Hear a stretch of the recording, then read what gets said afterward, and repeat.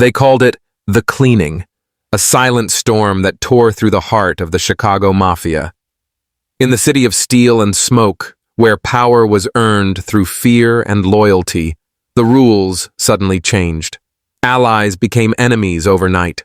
Bosses who once sat at the head of the table vanished without a trace.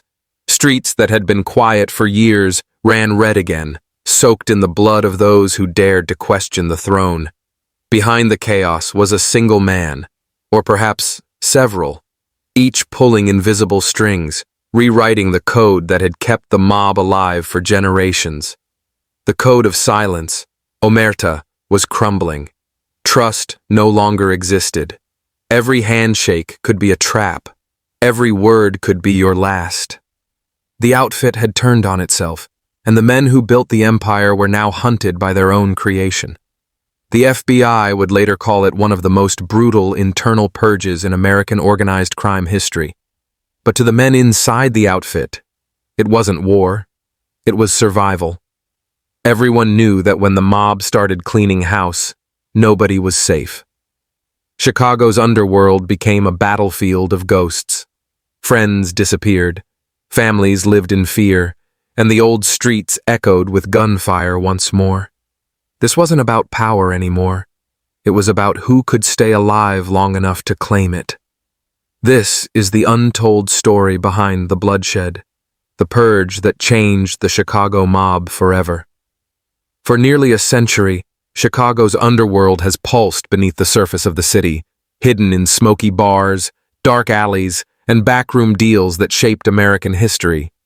From the Prohibition-era bootleggers to the modern racketeers who ruled the unions and casinos, the Chicago outfit built an empire unlike any other. Its influence reached from City Hall to Las Vegas, from crooked cops to high-ranking politicians. Power wasn't earned, it was taken, one bullet at a time. But by the late 20th century, something inside the empire began to crack. The men who once swore loyalty to each other began to whisper in secret. The streets that were once united under one powerful name, the outfit, started to divide. Paranoia spread faster than the money they made. Everyone had a secret, and every secret could mean death. The mob's golden rule, never betray the family, was being broken from the inside. Informants emerged. Old alliances collapsed. The FBI was closing in, and the bosses knew the walls were tightening. To survive, the outfit did what it had always done. It cleaned house. But this time, it wasn't the outsiders who paid the price. It was their own men. This wasn't just another gang war. It was a calculated purge, a cleansing of bloodlines and betrayal that left the Chicago Mafia scarred forever. This is the truth behind the Chicago Mafia purges, the lies, the murders, and the power struggle that redefined organized crime in America. The story of the Chicago outfit begins long before the word mafia became a part of everyday American language. In the 1920s, when the country was drowning in prohibition and alcohol was banned by law, Chicago became a city of opportunity for those willing to bend the rules. Among them was a young, ambitious man named Al Capone. He wasn't the first to sell bootleg liquor, but he was the first to turn it into an empire. He built his fortune through violence, loyalty, and fear. The city bowed to him. Politicians, cops, and even judges were on his payroll. Capone became a legend, and his rise gave birth to the machine that would later be known as the Chicago outfit. But Capone's empire didn't last forever. His arrogance drew attention, and in 1931, the federal government took him down for tax evasion. Most thought that would be the end of organized crime in Chicago, but they were wrong. When Capone fell, others took his place, smarter, quieter, and deadlier. Men like Frank Nitti, Paul Ricca, and Tony Joe Batters Accardo. These men understood that power didn't need to be loud, it needed to be organized. They built a structure, bosses, underbosses, capos, soldiers, a criminal corporation that operated like a business. Accardo, especially, turned the outfit into something beyond street crime. He moved the mob into unions, casinos, and legitimate businesses. They fixed construction bids, controlled trucking, manipulated politicians, and skimmed millions from Las Vegas casinos. Violence became strategic, not chaotic. If someone crossed the line, they didn't end up in a public shootout. They simply disappeared. For decades, the outfit ran the city from behind closed doors. Its leaders lived like ghosts, rarely seen but always felt. The golden rule was simple: loyalty above everything. The code of silence, omerta, was sacred. You didn't talk, you didn't question orders, and you didn't betray the family. But like all empires, success bred greed, and greed bred division. Younger members wanted more power, while older bosses refused to share control. The money that once united them began to tear them apart.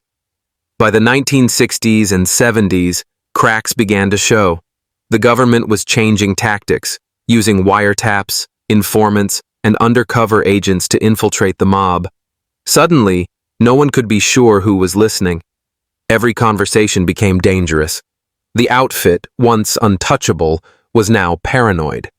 Bosses started to suspect their own men. Friends stopped trusting friends. Sam Giancana, one of the outfit's most charismatic and ruthless leaders, found himself at odds with both the government and his own organization. His relationships with the CIA, the Kennedys, and Hollywood stars made him too visible. In 1975, Giancana was shot dead in his kitchen, 7 bullets to the head and neck. The killer was never caught, but everyone knew it came from within. The outfit had removed one of its own. After Giancana's death, a new generation of leaders took control.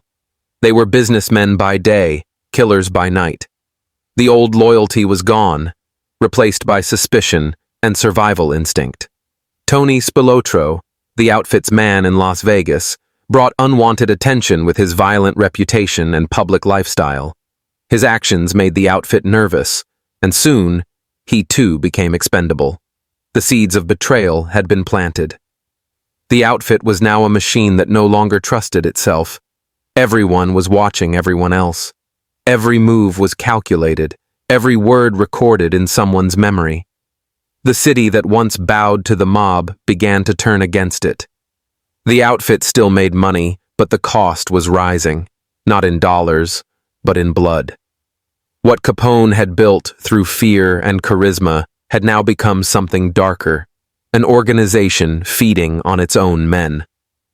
The foundation of brotherhood that once made the Chicago outfit so powerful was beginning to crumble, and no one could stop it.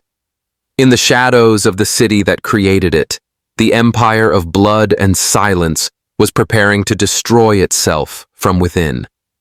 The Chicago mob was entering its deadliest chapter, the age of internal war, where the next bullet wouldn't come from a rival, but from a brother. The 1980s marked the beginning of the most turbulent period in the history of the Chicago outfit, a time when the line between loyalty and betrayal completely vanished.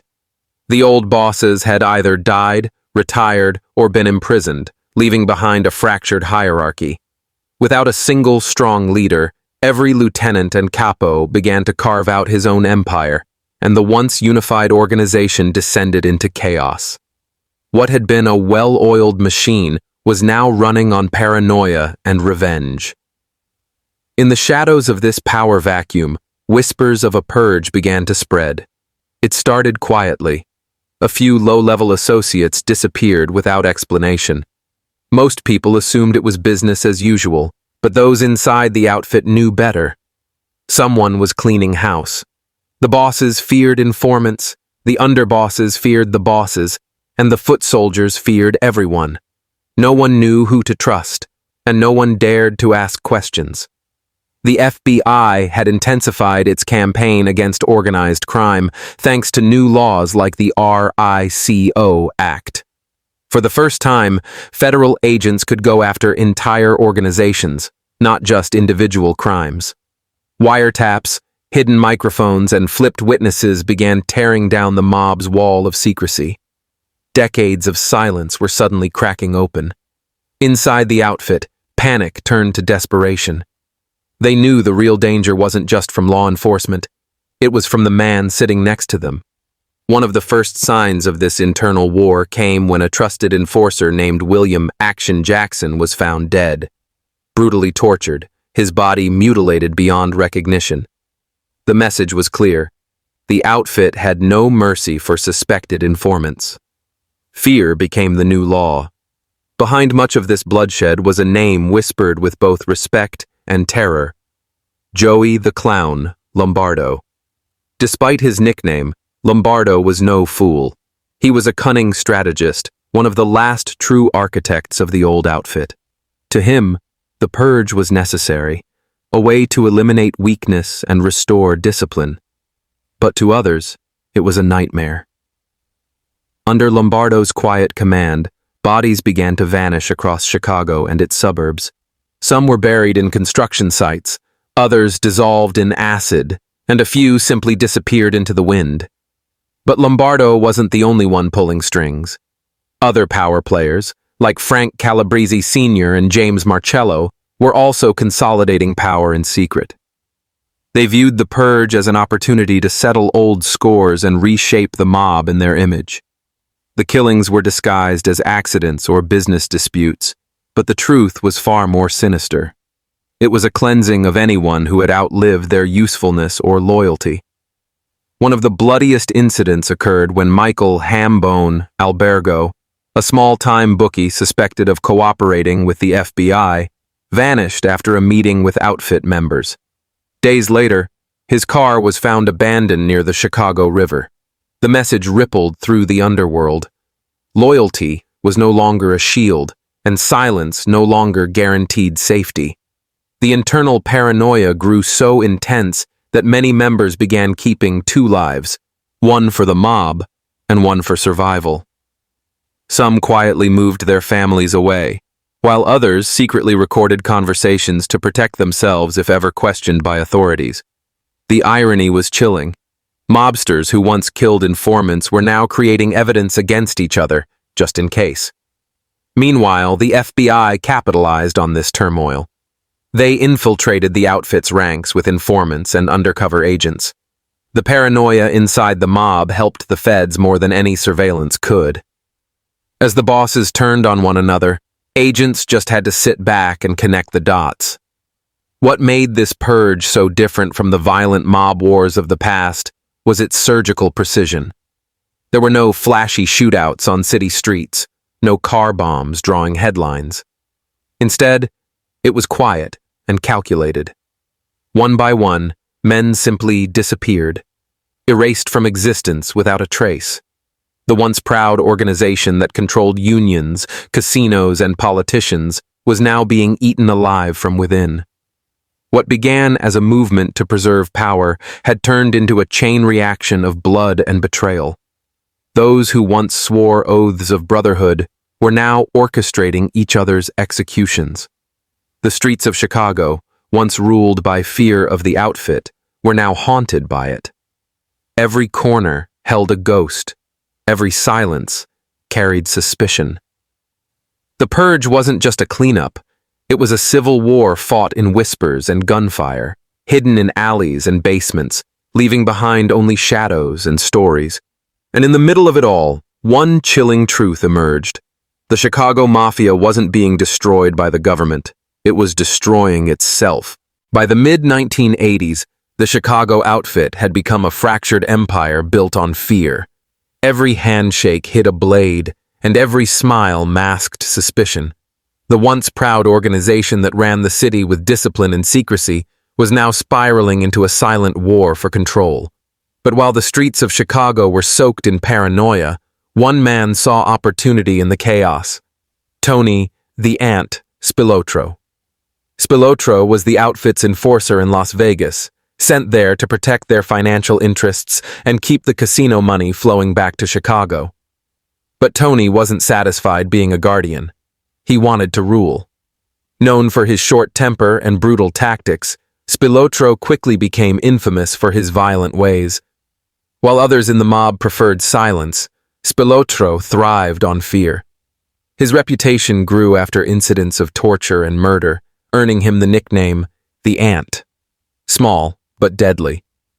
At first, his bosses admired his efficiency. He kept order in Vegas and made sure the outfit's skim, millions of unrecorded dollars from casino profits, reached Chicago safely. But power changes everything. Tony began running side operations, robbing high rollers and even fellow mob associates.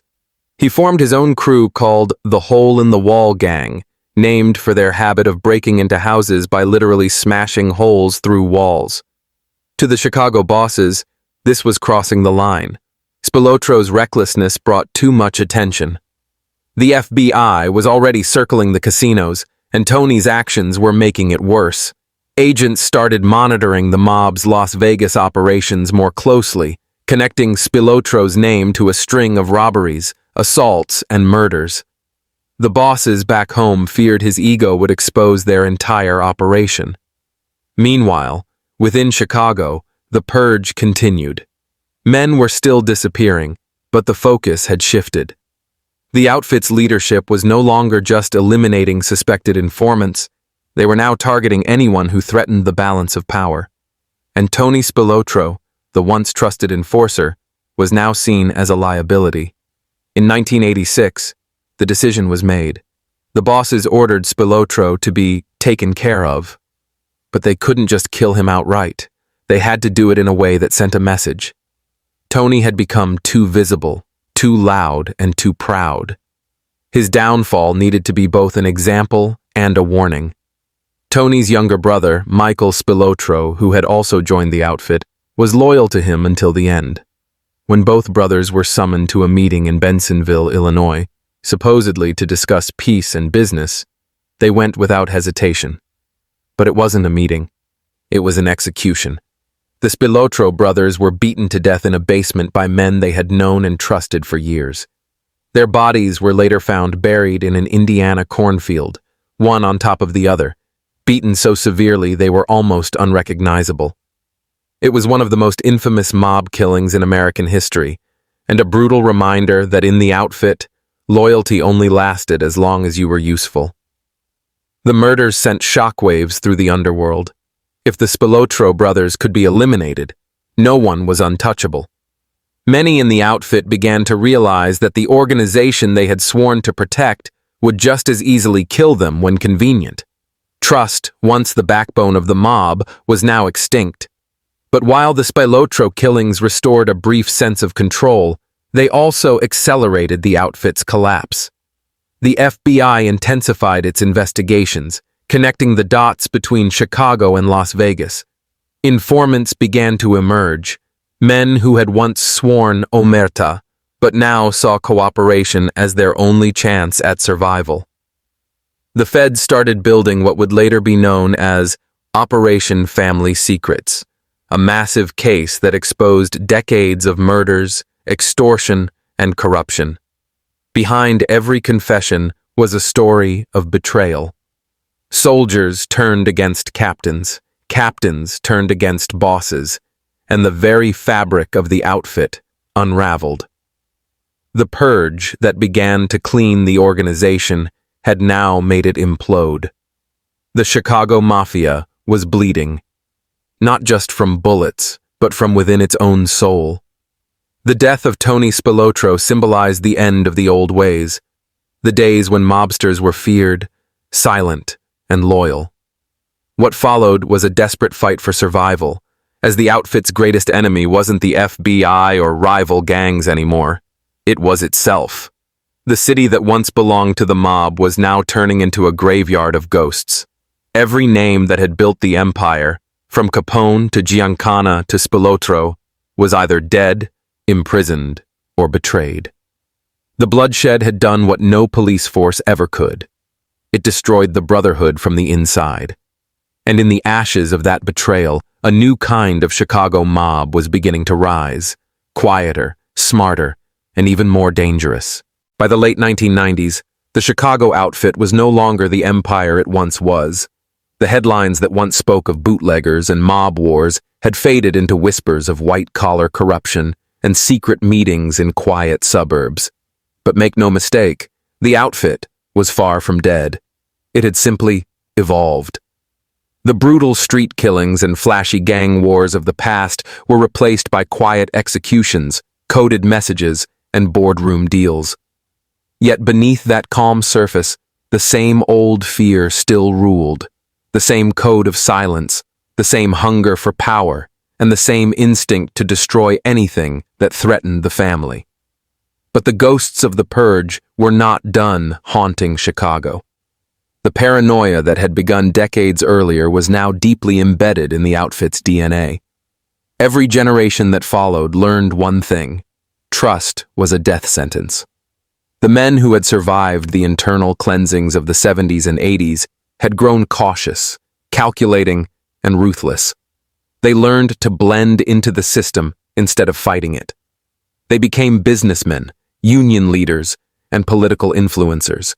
They wore suits instead of trench coats, but their hands were just as bloody. The shift from open warfare to silent control didn't stop the violence. It only changed its form. Those who questioned orders still vanished. Those who broke the rules still met quiet ends. But now the killings were surgical, less about revenge, more about efficiency. The outfit had learned from its mistakes. It realized that public bloodshed drew attention, and attention meant exposure. So the murders continued, just behind closed doors. Meanwhile, law enforcement was catching up. The FBI's Operation Family Secrets, decades in the making, began to pull back the curtain on the outfit's hidden crimes. The operation was triggered by Frank Calabrese Jr., who turned against his own father, Frank Calabrese Sr., one of the outfit's most feared hitmen. For years, Calabrese Jr. secretly recorded his father's confessions while both were in prison. Those tapes exposed decades of murders, extortions, and racketeering, the very foundation of the mob's control. When the recordings surfaced, they tore through the outfit like a bomb. The family that once prided itself on omerta, the sacred code of silence, had been betrayed from the inside. Fathers, sons, brothers, all turning on one another. It wasn't law enforcement that broke the mob's back, it was family. The trial that followed in 2007 became one of the most historic mob cases in American history. Frank Calabrese Sr., Joey the Clown Lombardo, and James Marcello, three of the outfit's most powerful men, were all brought down by the very system they thought they controlled. The testimony exposed not only the mob's structure, but also the decades of paranoia, killings, and internal betrayals that had defined its reign. During the trial, details of the outfit's internal purges emerged in shocking detail. Men murdered for suspicion alone, bodies buried in cornfields, hitmen turned on their own friends. The courtroom became a graveyard of memories, and the mob's darkest secrets were finally dragged into the light. Reporters described the trial as the moment the outfit's code of silence officially died. But even as the world declared the Chicago Mafia finished, the truth was more complicated. The outfit never vanished. It adapted. With the old bosses behind bars, a new generation of quiet operators stepped in. They no longer relied on violence to control their world. They used influence, money, and fear of exposure. Instead of shootouts, they held meetings. Instead of bullets, they used bribes. Yet, those who knew the history of the outfit understood that the blood never really dried. The men who replaced the old guard carried the same darkness, the same readiness to kill if necessary. The Purge had changed their faces, but not their nature. The same men who once buried bodies in shallow graves now buried secrets in boardrooms and political offices. The legacy of the Purge, decades of betrayal and fear, ensured that no one in the outfit ever truly trusted anyone again. Even as the city moved on, the organization remained in the shadows, smaller but sharper, quieter but still dangerous. The Chicago outfit had entered a new era. The gunfire had faded, the bodies had been buried, but the blood that built the empire still ran beneath the streets. What began as a brotherhood had become a business, and what once was a crime family had evolved into something more chilling, a criminal legacy that refused to die. The story of the Chicago outfit didn't end with the arrests, the trials, or the blood that soaked the city's history. The truth is, the mob never disappears. It adapts, it hides, and it waits. By the 2000s, the outfit had transformed from an empire of street violence into a shadow network that blended seamlessly with legitimate society. Its soldiers no longer carried Tommy guns, they carried briefcases. But the code remained the same: silence, loyalty, and fear. In the aftermath of Operation Family Secrets, many believed the outfit was finished. The media declared that the Chicago Mafia had finally been destroyed. But those who knew the streets understood better. The Purge, the betrayals, and the trials hadn't killed the outfit. They had purified it. The weak, the reckless, and the loud were gone. What remained were survivors, men who learned to adapt, men who understood that the only way to rule now was through invisibility. Behind the scenes, the mob's influence seeped into unions, construction companies, waste management, and even local politics. The outfit no longer needed to spill blood in the streets to prove power. It had learned that control was stronger when unseen. Deals were made over golf games, not gun barrels. But the same ruthlessness that once ruled Chicago's alleys still existed, only quieter. Many of the new generation of mobsters had family ties to the old guard. Sons and nephews of former soldiers now handled legitimate businesses with mob money. They understood the lessons of the Purge: never draw attention, never leave witnesses, and never trust anyone completely. Violence was now the last resort, used only when diplomacy failed. But when it came, it was swift and final. The FBI still kept a close eye on the outfit, but the agents faced a different kind of enemy now, one that had learned from decades of surveillance and infiltration. These new operators didn't talk on phones, didn't gather in public, and rarely used violence in ways that could be traced. To the average citizen, the Chicago mob had vanished. To those who paid attention, it had simply changed shape. Still, the ghosts of the old Purge lingered. Every surviving member carried the weight of the past, the knowledge that the same brotherhood that protected them could also destroy them. Some who had lived through the bloodshed of the 70s and 80s spoke of it in whispers, like a curse that never lifted. The paranoia never faded. Even decades later, men would check their rearview mirrors, suspicious of anyone following too closely. Old habits die hard when survival depends on them. And then there's the city itself, Chicago. It wears its history proudly and hides its scars well. The buildings that once hid bootleggers now house law firms. The warehouses where men were executed now stand as condos. But beneath that modern skyline, the stories remain. The same streets that once ran with blood still carry the echoes of deals made in darkness. The modern outfit no longer controls the city like it did in Capone's time, but it still holds pockets of influence. It survives through subtlety, through relationships built over decades, and through the fear that still whispers in Chicago's underworld.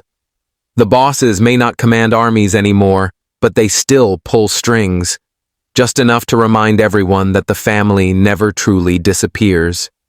The story of the Chicago Mafia Purges isn't just a tale of violence.